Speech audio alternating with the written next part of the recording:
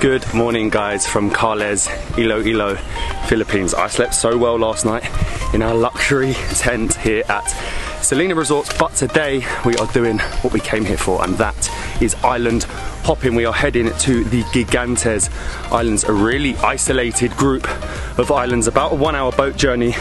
From here we've got to go up, I think get a transfer to the port, get on our boat, and then it's an hour to this isolated group. Some say it's sort of like the new El Nido, an El Nido that is undiscovered with no tourists. I'm so excited. It has been so long since we've been on a proper island hopping trip. I think the last time was when we were in the Philippines with Matt's dad and we did the Coron island hopping. So I feel like this is going to be very similar. Yeah, I've looked at everywhere we're going. I haven't. This is a surprise for me. So yeah, I think I'm just so excited to finally go and see some of the islands here in the Philippines. Thank you. Thank you. Oh my god, it is just us two. Imagine we have it to ourselves. Thank you. Made it to the port, signed in, checked in, met our boatman. Now we are hunting for our boat again. I love this. The port here, it is all Filipinos, a very local area, not so known to international tourists yet. It probably is definitely a yet, and you'll see why today. I think it's about an hour to the first island, but I'm not so sure now because I'm looking out and I can see a group of islands right in front of me.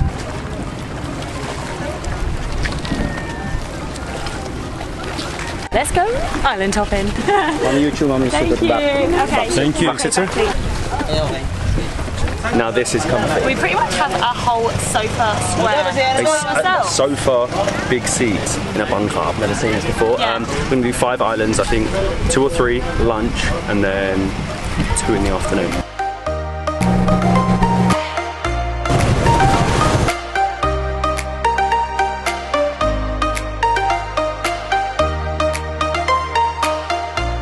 Thank you. Well, this is one busy island. 1 hour later and we have made it to the very first stop, which happens to be the smallest island of the Gigantes Islands, and that is Bulubadiangan. It is gorgeous, it is so tiny, the bluest water. It is basically a sandbar with these rocks, but there are, I don't know if there's a lot of people here or whether it's just the fact that it's such a small island, but it feels very busy. Wow, wow, wow. This is why you come to the Philippines. We're in a tiny little island in the middle of nowhere. It took 1 hour to get here. There's a few like little huts over there selling drinks, and you've got this rock. Everyone seems to be running to this rock for a photo, so I feel like that's what you got to do. I can't deal with this watercolour as well. Can you see the layer? I don't know why, because I think it's more of a sandbar than an island. There's a couple of palm trees growing on it, but because it's just all sandy, the water is so good. It's like extra Gatorade today.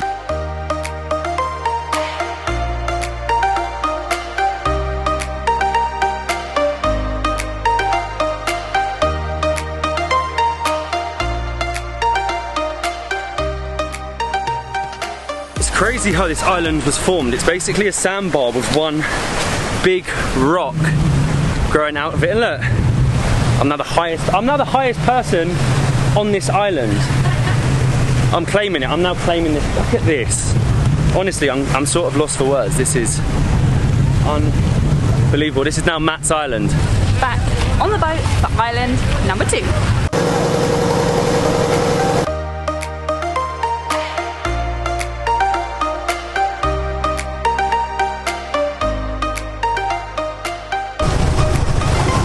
Stop number 2.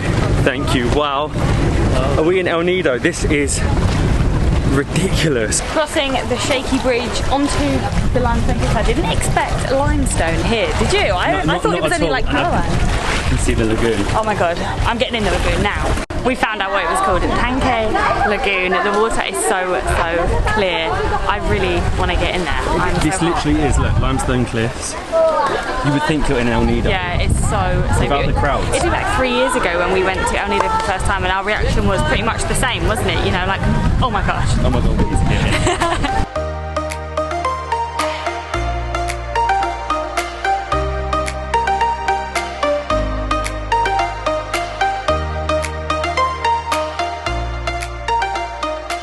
Wow, wow, wow. I thought we were getting in. I wanted to sit on the rock and admire the view behind me. Now we can get in. just interrupting today's video as we have partnered up with Skyscanner to tell you 3 travel hacks to hopefully make traveling a little bit easier for yourselves. Tip number 1 is to use Skyscanner and to use their traffic light system. By using this, you can differentiate the flight prices, obviously seeing that red is more expensive and green a lot cheaper. Tip number 2 is basically trying to avoid jet lag. Again, using Skyscanner, you can check the different times of the flights, and I always think if you're doing a long haul, arrive in the destination in the morning to afternoon so you don't go straight to sleep and the jet lag kicks in. You can stay awake for the whole day and then sort of get into the system of the new country and go to sleep at a normal time. And finally, tip number 3 is to pack light, especially when traveling within Europe. Sometimes if you add on a 20-kilo case, it will cost more than the flight of the price. And with that extra money you have saved, you can stay in some unique stays on your holiday. I'd probably say bring sliders because the rocks are really sharp. Wow. Ow, ow, ow. Sharp rocks. Sharp rocks. And Gatorade.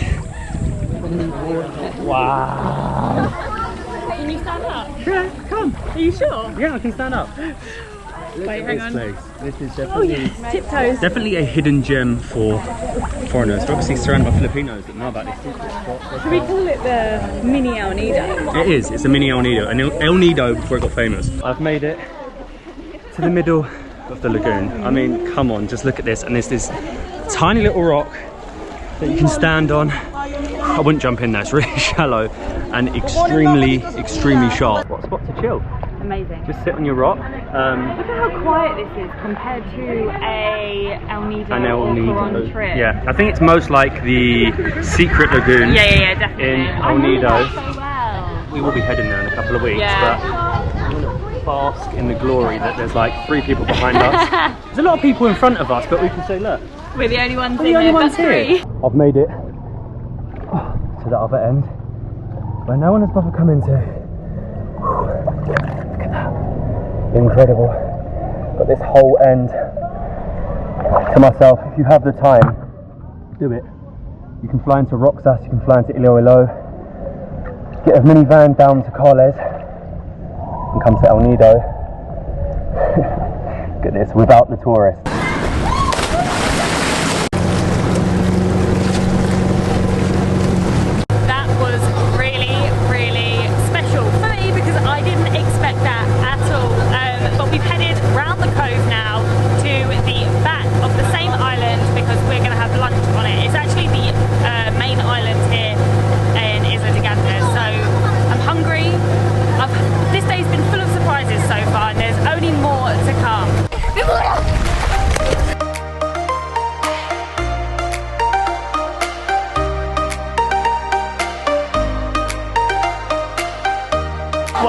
Look at this, we have a table for 2 full of all these goodies. Did you say that it was famous here for scallops? It is. I don't know if the scallops are here. We don't like seafood. Yeah, we don't eat seafood, which is such a shame, but Filipino rice, you can't go wrong. So these are what are famous in Gigantes, which is the 1 peso scallops. I don't like seafood, so Lester, our guide for the day, is going to show us. I wish I liked seafood. Are they good? That's very good. Cheers. Cheers. What a backdrop for lunch. Unreal. Limestone cliffs up here, crystal clear waters, and seafood. And seafood. And rice. Juiciest of mango. Molly, you think we're in Thailand? I'm trying mango and rice. We didn't try it, did we? Yeah, we did. Oh, yeah. We're in the Philippines. That was so good. I wish I liked seafood. It's a bit of a shame that I don't, because that is like the main thing you should eat here. But this is Gigantes Sur. I think it has a population of around 8,000. I don't think we have too long left after lunch because we have other stops to go to. But it's beautiful. If you'll come to the island, this is the island to stay on. You can still see the limestone cliffs behind me. Unreal. It's beautiful, right? Look. Matt's got some new friends. Wait, 3, 2, 1, go!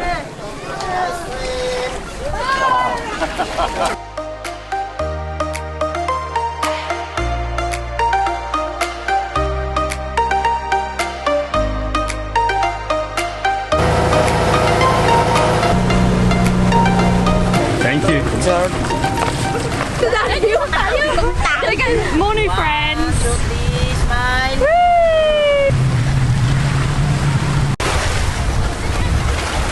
These islands just keep getting better. Our first stop after lunch is Kabuga Gamai. Look at it, it's incredible. Also known as Selfie Island because everyone walks up this rock to get a photo of the island below, and there doesn't even seem to be too much of a queue, but it's just honestly, just look at that. Got the beach in the middle, the perfectly placed palm trees. I'm sure people do that on purpose. I don't know how they could grow so perfectly. Gatorade water and a queue for a photo. We've been queuing for this spot and wow, it is unreal. Can you believe that this is on top of the viewpoint? You don't even need a drone for this though, do you? It's like unbelievably perfect. It's a little bit like Pee-Pee. The viewpoint, the Pee-Pee viewpoint, point which we've never been to. Feels like it just looks like a little rocky, sandy, you look beautiful view. Right now. Do I? Do I look fake? Instagram, reality. Bye, everyone. It is so nice out here. Woo. Look at the queue right now, though. Hello. Huge queue. I'm good. How are you? Massive queues, but honestly, so worth it. That is the best viewpoint I think I've seen in the Philippines. Just look at that. Instagram versus reality.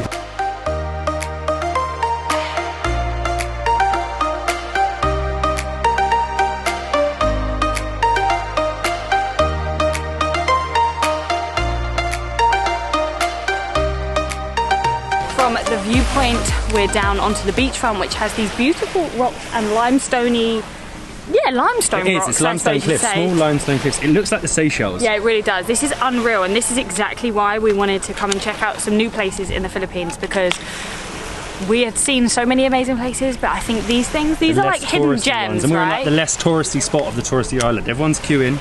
We've got that done. Now we can relax. Beautiful place to relax.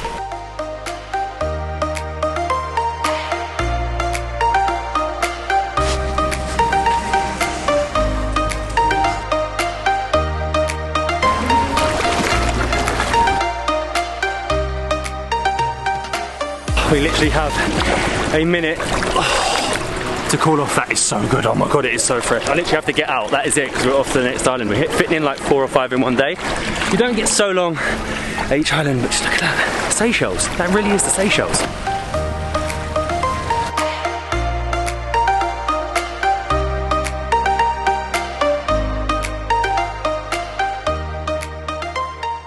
Stop number 5. Antonia Beach, I believe. I'm generally losing count. Yeah, and also I'm losing track of how many times I've said that the water is blue or it looks so beautiful, because every island is unreal. This is so cool. They've got tents on this beach where you can stay the night for 250 pesos for like, so about £5, less than £5, £4 a night. You could stay on this, again surrounded by limestone cliffs all the way through, and you can literally see the other side of the island right there. Again, another paraiso moment here in the Philippines, because we have this tiny little cove. There's a few people there, and we can just go and swim, be on our own between the limestone rocks. I actually think this could, I'm not sure, possibly be the best one we've ever done. Yeah, I think you just got to kind of compare it and see what you're getting. I think we've got beaches. Anyway, run. The water here is so nice. I can't believe it's our last stop. We've had 5. We've been very lucky. We've been really lucky. There's like 2 other islands that sometimes you go to and they change up a couple of stops. There's like a sandbar. It's high tide, so the sandbar didn't want to play today. And he said that we were lucky with the lagoon actually, because apparently when that's low tide, there's no water in that lagoon. So we had that lagoon. Yeah, we were very lucky. It's all about timings. It's all about timings. But I'm going for I need to swim. I'm going for a swim.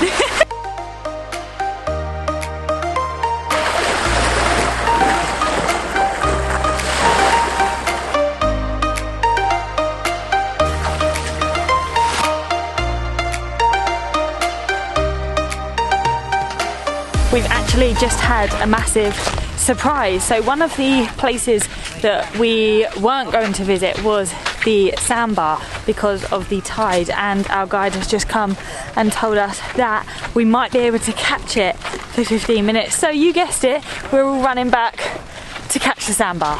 You can see it in the distance there. Matt's running, he's desperate. Go on. Thank you.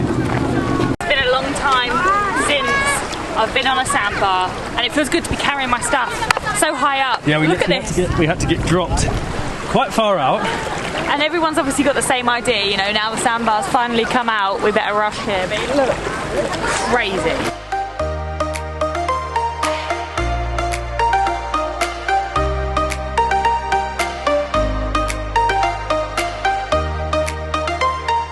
So this is Bantiki Island and sandbar. It has properly come out for us this afternoon. This is what we love about the tour that we're on. Most tours, they're like sort of desperate to get back, you know, they want to get home to their families, relax. Here, they've extended it because they saw that this come out and it was so worth it. So thankful. Just a super quick stop, but imagine being told you have to go home and then they just throw this at you. It's ridiculous, isn't it? It's absolutely ridiculous. The best surprise. And that's the island we went to earlier? I think so. I think so. And this is pretty cool. I think again, it looks like maybe you could stay the night on here.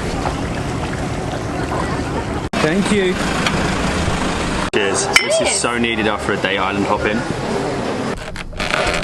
Well, that tour was definitely something a little bit special, a little bit different. I think finding them hidden gems away from necessarily international tourists is always nice. It's always nice to get that real authentic experience with all Filipinos going out on their holidays. I think it was actually Labor Day yesterday, so we got to appreciate it with local tourists, which was really, really nice. I'd also highly recommend Gigantes Island travel and tours for like around 1,000 pesos, less than $20. You get to do island hopping like that. I think it was like 6 different stops in the end. 6 stops, and they even added the one in on the end, even though they'd gone over time. They want to get back to their family, their friends, to relax, have dinner. But they took us to one more to appreciate the beauty of the sandbar. It's a bit like El Nido before El Nido got so famous with the limestone cliffs. Absolutely amazing. Our stay at Selina was great. Obviously had to have a beer after the island hopping. It definitely takes it out of you. You sleep so well. Possibly the best island hopping we have done in the Philippines to date, but we are heading to a new destination that we are very excited to show you. A new city, a city that we've never been to before. Still blown away. Add Gigantes Islands to your Philippines itinerary. We'll see you in the next one.